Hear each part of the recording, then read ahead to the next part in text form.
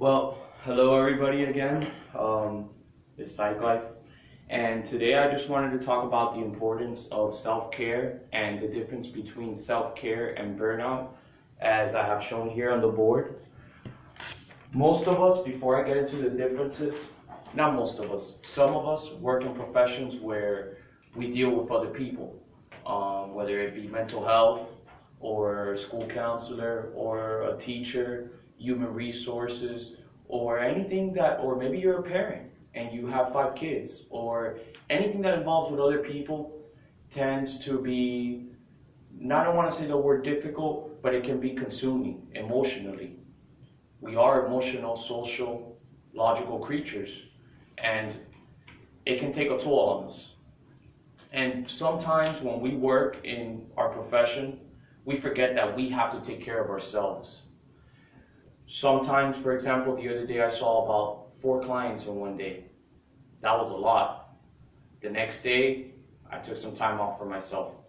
It's a luxury, I will admit, especially if you're going to school and you have a job, and you have to deal with your family or marital circumstances. It can be tough, and we forget to take time off for ourselves. So today I wanted to talk about the importance of that. For one, I wanted to start with the definition of self-care. Self-care is providing an adequate attention to one's own physical and psychological wellness. An example of self-care is taking time off for yourself, exercising, spending time with loved ones, playing a sport you love or a hobby, something that you enjoy doing where you get to spend quality time with yourself or maybe sometimes with other people that you want to see, that it can be a stress reliever. And this definition was made by Bia Chomp and Childress in 2001 in their book of Principle of Biomedical Ethics. And just so you guys know, all you future psychologists or those studying to get their BA in psychology, self-care is essential, and it's in the APA. It's in the APA ethics code. When I found out about this in class, I was actually happy a little bit because it makes me realize that the profession takes the importance of self-care crucially. But it's still in the workings for them to improve. For example, internships are free. Come on, how are we supposed to take care of ourselves, go to school, do the internship, have money to spend, have money to take care of ourselves, and then also keep up with our relationships? Where's supposed to be the time for self-care? So the profession's improving little by little, but the fact that they're taking self-care into consideration for a professional, and it's not just for psychologists, it's for, well, the ethics code is in the APA, American Psychological Association, but teachers need self-care too. And all the students that go to class and they have to work, they have to keep up with their relationships that involve social relationships and family relationships. It can be tough. If we don't take care of ourselves, if we don't make time for ourselves, we tend to experience burnout. And which is why I wrote it in red. I wanted to do blue so it could be soothing. Red because it can be aggravating. Burnout is a psychological syndrome emerging a prolonged response to chronic interpersonal stressors on the job. I put on the job, but I should have just left it as stressors, because you can get burned out and not have a job. For example, like I said earlier, if you're a mom or a dad and you're taking care of 5 kids, or you're a babysitter, or you're a grandma, and every day you have to take care of 5 kids, where's the time for yourself? Yes, it can be rewarding seeing kids reach developmental milestones, and you be there for them and see the progress they make, of course. But where's the time for yourself? And this is where we're going to get into now. So I wrote some notes, so bear with me. Self-care has been described in the past, and often does, as an ethical imperative, a necessity. And why is that, you may ask? Why is self-care a necessity? Because self-care allows us to recoup energy, internal energy for ourselves, so we can the next day work harder and more efficiently. Sometimes if we sit on a desk for 5 hours and we see a couple clients, or you're doing a bunch of work and you haven't gotten up to even use the bathroom or just take a walk around and just take some fresh air, you're burning yourself out at that moment, because your studies have shown that the longer you stay seated down doing and you don't take breaks, the slower and slower you start working, because your mind starts getting tired. Sometimes all you need to do is stand up, take a few deep breaths, stretch, walk around, and it's going to have tremendous benefits. All right? Here we go. Self-care can allow for you to feel less tired and more focused, allowing you to get more work done in less time. Instead of sitting on a desk for 5 hours or seeing clients back to back to back to back, all you need to do is take a 10-minute break, walk around. You'll be more creative. Maybe call a friend on the phone. Hey, how you doing? What's up? I just want to take my mind off work. I want to take my mind off what I'm doing. Then get back to it, to whatever you're doing, and you'll feel a little bit more liberated. You'll see that there's an alternate reality to what you're living in at that moment, which is just work, work, work, or see a client, or you're a teacher with 30 kids. Imagine a teacher. If you're a teacher out there, you probably have, in the American school system, depending on what school you go to, if it's public school, you probably have about 200 kids. That's a lot. And if you're a good teacher and you're dedicated, you care about every single one of those kids. According to Dr. Nabel Hazen, he surveyed 387 graduate students from around the country and asked them about stressors they experienced, their coping strategies, and their barriers to using wellness strategies. The research-based survey concluded that 70% of students faced at least one stressor that interfered with their optimal functioning. What does that mean? Out of 387 students this doctor surveyed, 87 graduate students to be precise, 70% of them, so roughly about, I'm not a mathematician, but almost 300 of them, about 300 of them, they experienced a stressor, an event, a stimulant that they had trouble dealing with, and it affected them in their daily activities. For example, I'll use myself. I tend to be stressed out for research papers. It's not that I can't do it, it's just, it could be a little stressful. And when I have a research paper coming up that's due, it starts affecting me. It starts affecting me a little bit at my job. It'll start affecting me when I'm with my family. All of a sudden I'm thinking about the paper instead of living in the moment with my family. So take care of that. Realize your stressor. Realize it. Once you acknowledge what stresses you out, or the stressor that you have trouble with, then you can engage it. And you can find the coping mechanism that works for you, so you don't get burned out. You see, these are polar opposites. Self-care, and they're actually, I take it back, they're not necessarily polar opposites, but pretty close. And just because you practice self-care, that doesn't mean you're not going to get burned out. The more work you have, the more self-care you need for yourself. It's okay once in a while to have dreams and goals, and you push yourself so hard that you take some personal time away from yourself. That's okay. I've done it before, and others have done it, and actually some of the greatest authors, writers, professionals, senators, and all that have done it. They've taken time away from themselves to handle their business, to meet their goals. But eventually you need to take care of yourself. You need to re-energize yourself. A car, you can fill it up you can fill it up to the fullest, but eventually it's going to run out of gas, and then it's going to run on fumes, and then other parts of the car are going to get broken down. You don't want that. So what are some ways for you to cope? Okay, I mentioned earlier you can hang out with family and friends.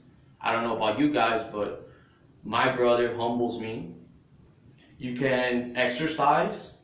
Sometimes I don't know what type of work you guys do, but you can exercise in the middle of the day for about 30 minutes. And it's shown, if you exercise in the middle of the day for about 30 minutes moderately, not killing yourself about a faint, if you exercise, just walk around a little bit during your lunch break, it could have lasting about 2 hours effect, where you just, all of a sudden, next 2 hours of work, you're moving, you're engaged.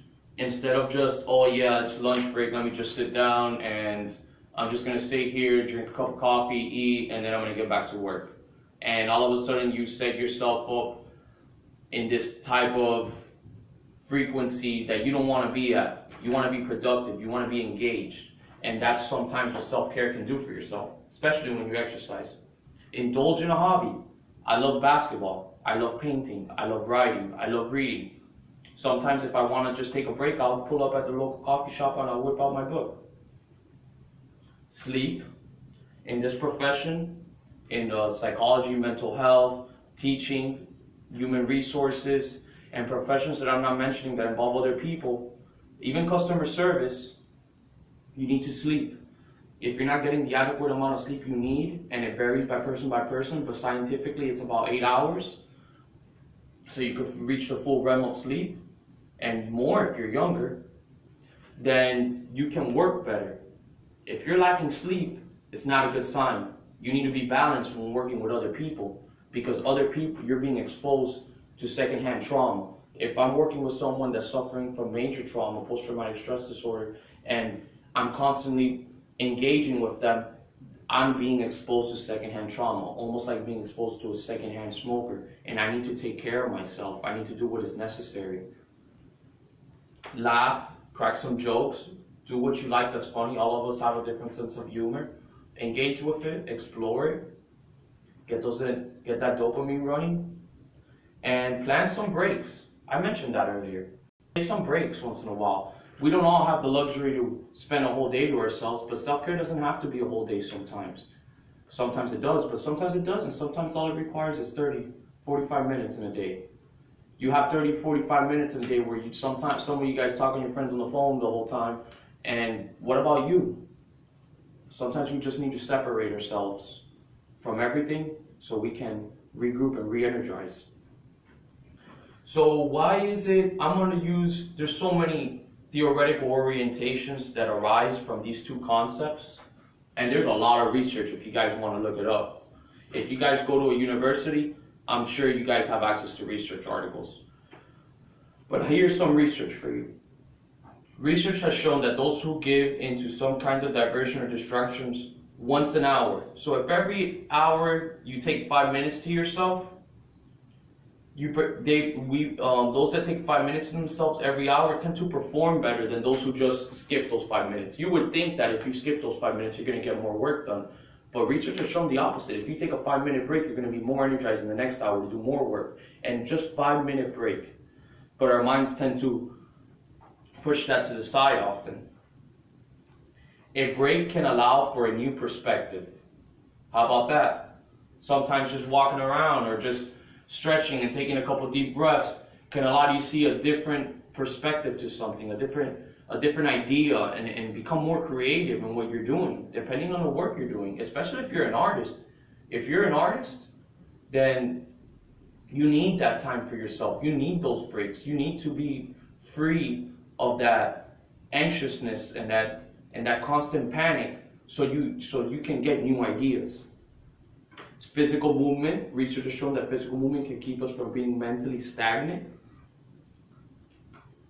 Studies have also shown that a moderate level of cardio activity can boost creativity for 2 hours afterwards. That's what I was talking about when I referenced about just some small cardio in between your lunch break. Just a 15-minute, 20-minute walk can have lasting effects more than what a cup of coffee during lunchtime can do.